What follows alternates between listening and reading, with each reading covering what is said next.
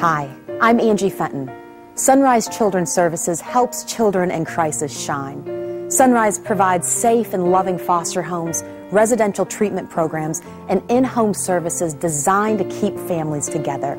They're making a difference in the lives of children every day, all across Kentucky.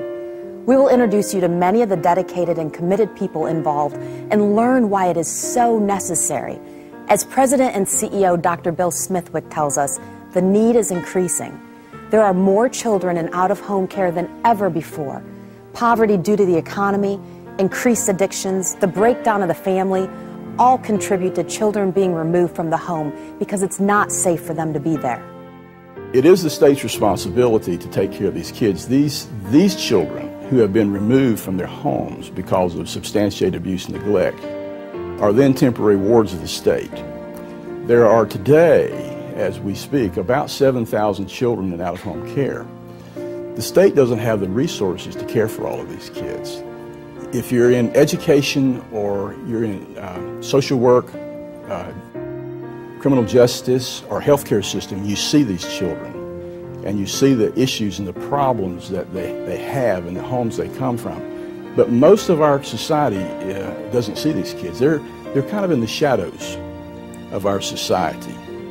And someone has to be a voice for them and speak up for them and let the rest of our society know. I firmly believe that if most people in this state and across the country really knew what was going on with this population of children, there would be more of a desire to step up and try to meet the needs of these kids. When we start talking about kids who suffer the abuse and neglect that we see as early as 18 months, 2 years, on through their adolescent age years, it's more than a tragedy, it's criminal.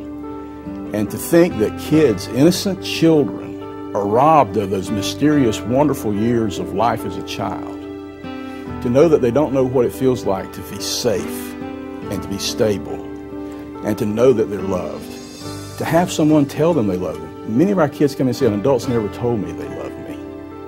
To not have to worry about, are they going to have something to eat? Is someone going to be there to care for them? Are they going to be beaten? Are they going to be sexually abused? Are they just going to be left on their own? Most of us have it within our hearts to say, that's not right. That's happening around us. Yes, it's happening around us. It's happening in every county, in every community, all across Kentucky. We need to get the word out. And I think the people, good people, the American people, Kentuckians, will stand up and will respond to this terrific need. They just don't know. It's hard to get it through to the legislature. It's hard to get it through with all the demands that are on them, all the demands that are on so many sectors of our society, to really get the word out about these children. They're voiceless. They don't vote. They're not taxpayers. But what we want to see happen is we want to help save their lives and give them a future. We want them to become contributors to our society and not takers as they stay on government assistance. We want to see them grow and thrive and prosper like I had the opportunity to grow and thrive and prosper as an adopted child. Every child deserves that. But unfortunately, many of them, many of them, more than the 7,000 that are in out-of-home care in Kentucky, don't have that opportunity. Somebody's got to provide it for them. That's what we've been doing since 1869. That's what we're going to continue to do. I'm here at Spring Meadows, one of many campuses throughout Kentucky where Sunrise Children's Services is providing outstanding care for children and their families. At Spring Meadows and at the Glendale Center, we learned so much by talking to the dedicated and caring Sunrise staff, and we met some of the children they are helping. These are not bad kids. Bad things have happened to them. The good things that should have been provided for them haven't been. They're not just things or numbers, they're kids. And they're in that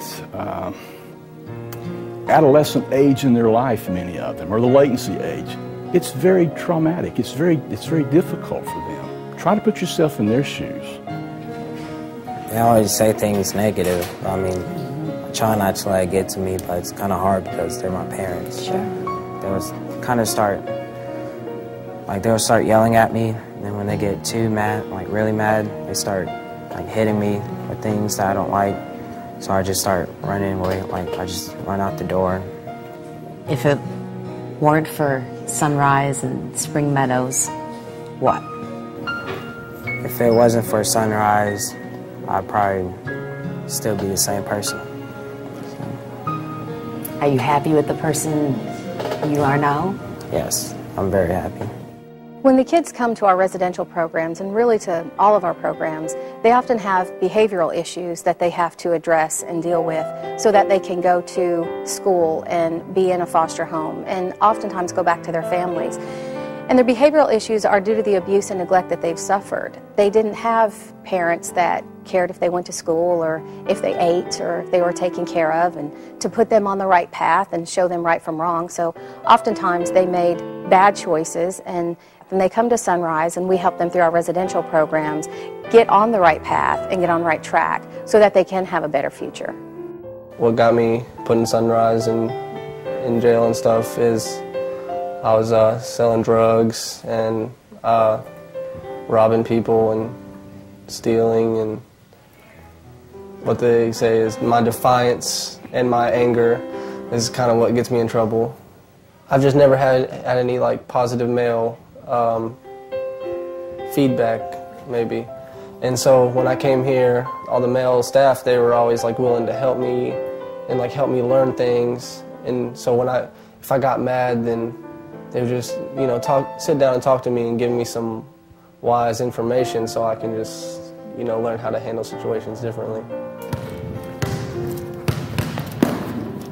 So when you never experience that one-on-one time, what happens is when you do get that, it's nurturing. And you can actually get some of the anger, or either you get some of the stuff out that they couldn't get out with a family member or even in therapy. And I pretty much just learned to think. Just think before I act or speak. Good shot. If it wasn't for Sunrise, I would either be dead or I would still be robbing people and selling drugs. Oh yeah, it helped me really turn around, Sunrise. I've been here since August 9th. Okay. And in that time frame, what have you learned? What have you learned because of Sunrise? I learned to accept responsibility. If it wasn't for Sunrise, then I don't know where I'd be at right now. I'd probably be in jail. They come in scarred, bruised, hopeless, and when they get here, we try to provide them with an atmosphere and a treatment plan that gives them an opportunity to heal and become whole again and be a great part of this wonderful society we have. I think every child deserves that. I got into it because of that. I just try to, you know, treat them as if though they were my own children. You know, when I come in the morning, I speak to them the same way. Excuse me.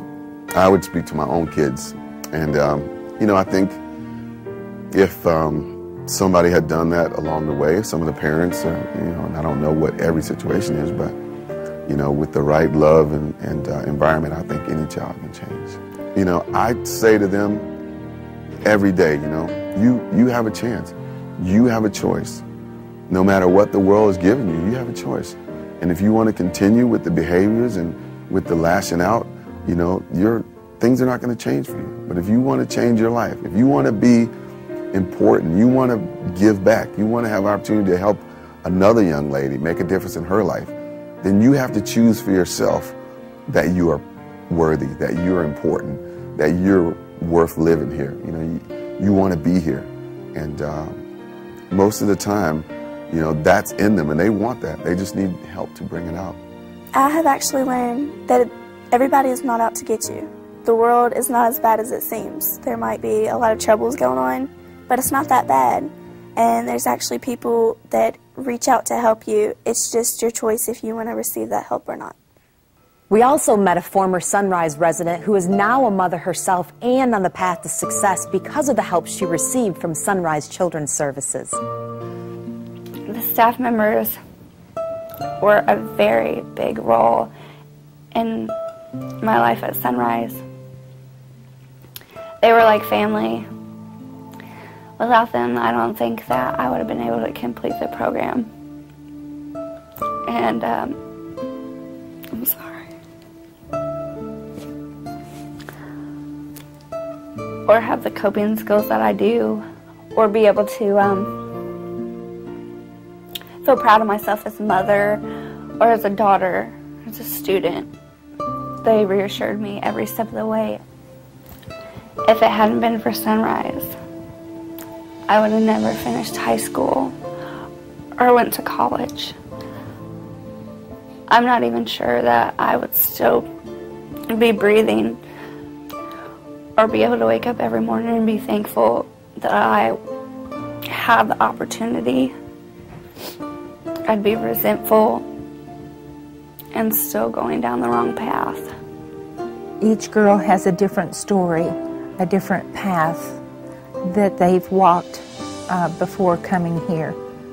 But the common thread here is to get them help, to get them healed, and to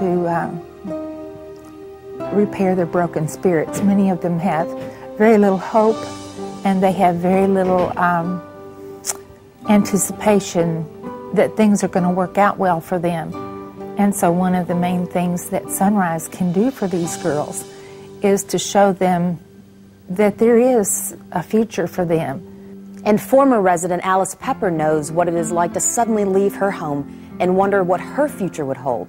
She entered the original Glendale home at age 10 and never forgot her experience. I left Glendale when I was 18 and had just married. And then I came back to Sunrise when I retired from teaching and needed something to fill my time and needed something to dedicate my passion to, my energy to. And I came back to Sunrise, and I served as a tutor here at Glendale, and now I serve as a board member for Sunrise Children's Services. Do you share your personal story with them? Yes, I do, and they're very surprised that I grew up at Glendale. Of course, Glendale is different now than it was then, but the fact that Glendale still provides a safe place and food and shelter, and even now so much more, because they provide counseling, therapy, health care, just every need that the girls have is provided through Sunrise. The opportunities that I had because I lived at Glendale changed my life and caused me to have a future that I would not have been able to have had it not been for the help of Sunrise Children's Services. Alice remembers the bell that would call the children to meals 3 times a day all those many years ago. The bell, along with the Angel Memorial and the arch, were moved from the original location to the new campus site and serve as a reminder to all of the history of Glendale. The Memorial Garden is where so many children are memorialized. The arch represents their entrance to the campus of Glendale. It was at the end of the sidewalk that connected the railroad track to the main building of the campus. And many children came by train and walked through that arch to a new life at Glendale.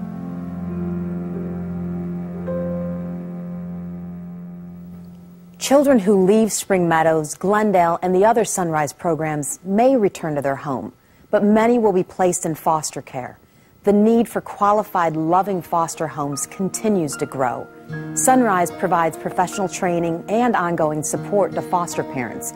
We talked with some of the amazing people who are involved. I'm called, I think, to serve in the field of foster care and adoption. My husband and I are adoptive parents, so it's very important to us.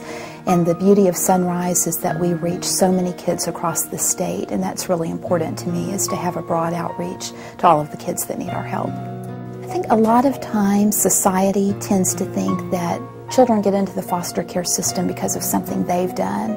And we, of course, know that's just the opposite. They're the innocent ones in all of this. They are the victims.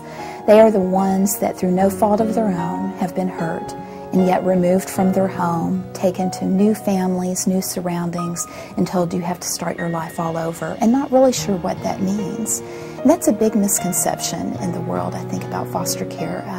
You know, these are kids that they just need a chance. They need a safe place where they can learn and grow like we want for all of our children. You got to think, these kids are just like our kids, and they don't deserve this. And somebody's got to help them. What are we going to do? Are we just going to walk by and not respond? Are we just going to say, well, I guess that's just the state's responsibility? But the state's just overwhelmed by this. The need for foster homes and adoptive homes are literally overwhelming in the Commonwealth of Kentucky. Literally every day we receive referrals from a child that needs a safe place to call home. And sadly enough, sometimes we have to say no, and we have to turn those children away because we simply don't have the homes. We simply don't have a bed for that child to sleep in tonight. We see every level of abuse and neglect, whether it be sexual, physical, emotional, on things that you would not even imagine and would be absolutely nightmares to most people, is reality for us. I have a sign in my home, and it's a sign that's here in this office. Is to the world you may be one person, but to that one person you may be the world. And I know that a lot of the girls, before leaving my home, they came in broken and bruised and very low self-esteem, but when they went out, they were whole and they had a purpose, and they have a dream and a desire to do better for their lives. All you have to do is fill that home with love, compassion, some good home-cooked food, and a lot of time, quality time for each one of those children. I've often said, you know, I just don't want my foster children to have a home. I want them to have a place of refuge, a place to where they can heal,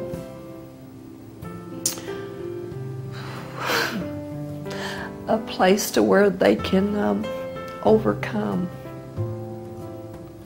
a lot of the problems that they've had to go through, and they can get healing. And once they're healed, they can go on to be the better person. They can become a better person. The need never goes away.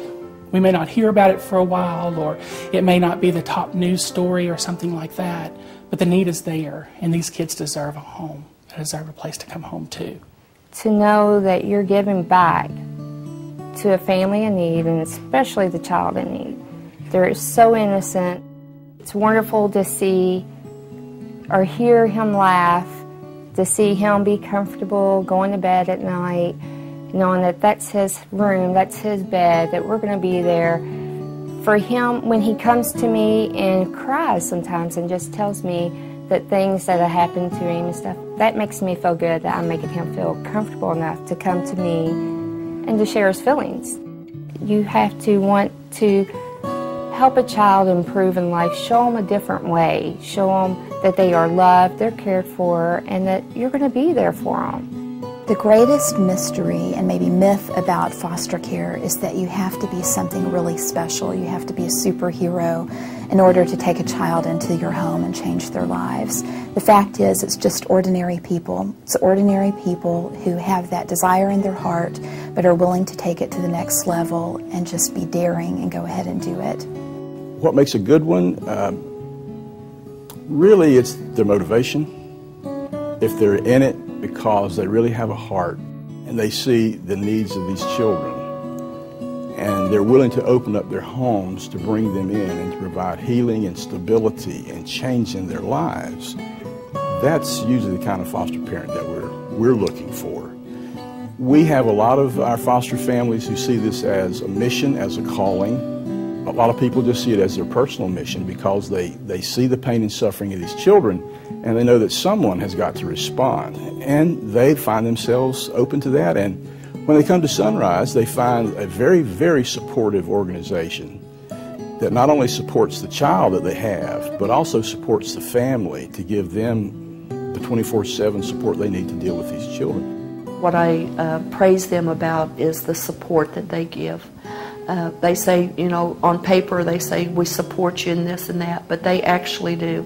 I mean, they're available 24/7, day or night. I've had crises arise at, wee hours of the morning, and I could always call, and I would always have the support there that I needed. Sunrise is really, really good to work with. I'm so happy we chose them. So oftentimes, fostering leads to adopting, and that's a blessing for the children and for the parents. These wonderful foster parents you just met provide a home and a family and help so many children. But some parents open up their hearts even further and want to adopt. This is a very important issue for me, and I can speak from experience because I am an adopted child. I was welcomed into a wonderful family. I recently met the Greggs, another amazing family. Alan and Anna Gregg changed many lives when they adopted a group of brothers. These boys stole their hearts and mine. I'm Alan, I'm 14, and I'm the oldest of the 7 Gregg kids. I am 12, and I'm the second oldest. Okay, and Philip? 6, and I'm the youngest. You're the youngest out of 7. My name is Jared Gregg. I'm 10, and I'm the 3rd oldest. I'm James, and I'm 8 and a half, and I'm the 3rd youngest. I'm Joshua, I am 9, and I'm the middle child in the Gregg family. My name is Danielle. I am 7 years old. If you do me from 1 to 7, I will be the second one in my family. And if you do me from 7 to 1, I will be the 6th. What does it mean to be adopted? Chosen. Who chose you? Anna Gregg and Alan Gregg. We were at a point where neither my wife nor I could conceive children, so we got with our Sunrise director, Kenny Williams, and we told him that we needed to look forward to doing adoption and where that would lead us. Before the adoption was done, we had 7 boys, and it was great. I mean, it's busy, it's a lot of hectic stuff, but it's a real blessing. I mean, when you walk in the door, there's your boys, and the joy that you have of coming home and having that many boys and all the things going on and all the excitement of everything, you can't replace that with anything else. It can be very heart-tugging sometimes, because to know that although I never gave birth to these kids, they're mine. And people who see us out, people who don't know, don't realize that they're not our biological, but they are our kids. And they won't ever be anything else. When you pray the prayer of Jabez, just a little line in the Bible says, God, increase my territory. That I may better serve you. Our territory, huge, but it's worth it. What would you tell a kid who's out there who's hoping to someday be adopted and have that, not just that home, but maybe even just to have a foster home? That there is hope, that you will get a family, and just don't give up.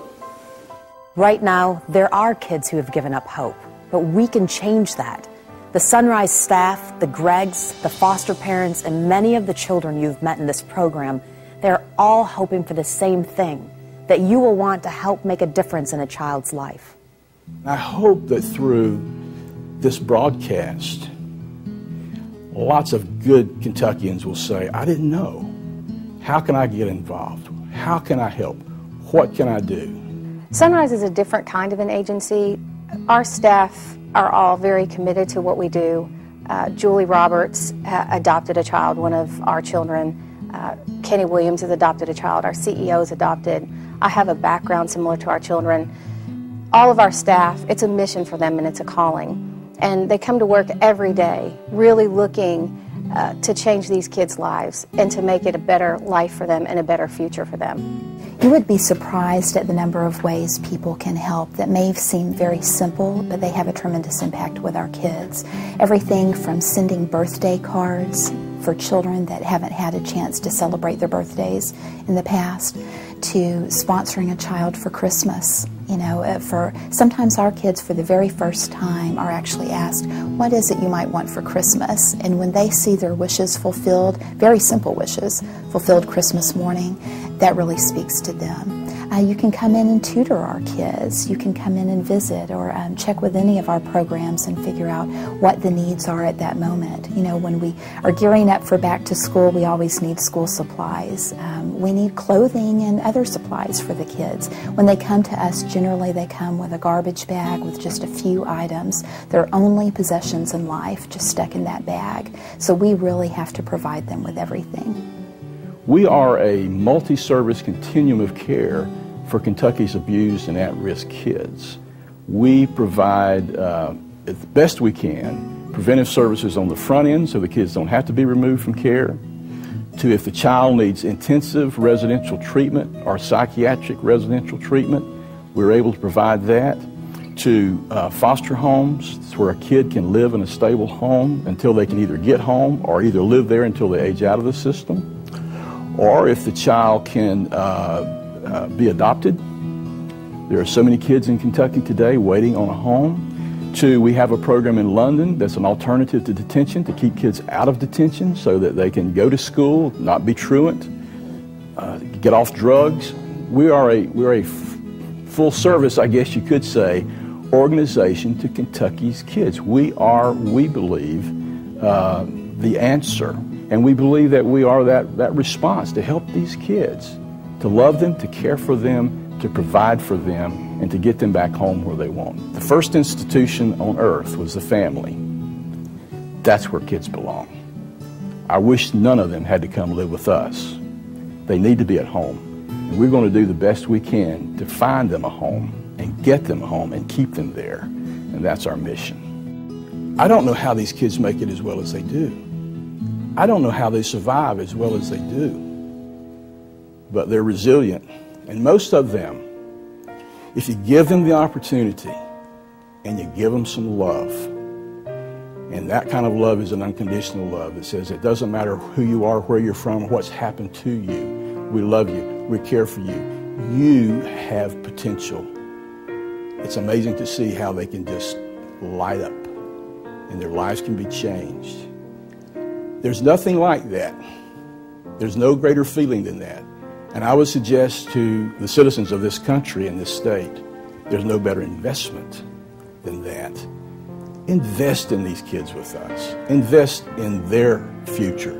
Invest so that they can know what it's like to be a productive, successful individual. That's what we do here.